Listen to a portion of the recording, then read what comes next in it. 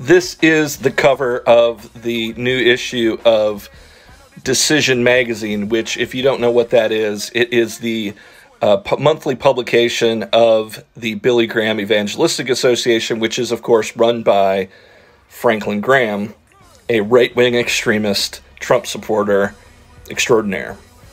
Many of you probably don't know this about me, but I used to work for the Billy Graham Evangelistic Association. I worked for 6 years, eventually working my way up to being the manager of the entire internet division, overseeing dozens of websites, working with a large team, and I wrote for Decision Magazine. I traveled around the world to cover crusades, or as Franklin Graham called them, festivals, in other countries, and I wrote for this magazine.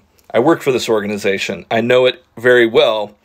I also know that Franklin Graham put Vladimir Putin on the cover of Decision Magazine in a cover story, ghostwritten by someone else, obviously, but with his byline, praising him for his anti-gay policies, his harsh policies against gay people in Russia, and blaming Barack Obama, who was president at that time, for not being too pro-gay, basically.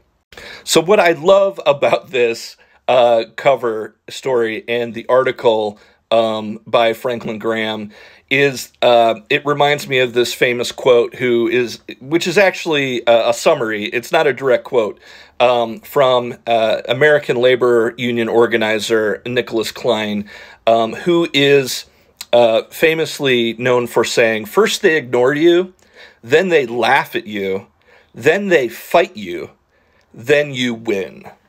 And if this isn't clear, folks, we are now in the fighting stage of that quote, and to me, this is already a win. They've been ignoring progressive Christianity, liberationist Christianity, prophetic Christianity, whatever label you want to call it. I think liberationist is the term that a lot of people are gravitating towards right now. It's a lot more inclusive of the black church, and it makes a lot more sense. It's liberationist theology.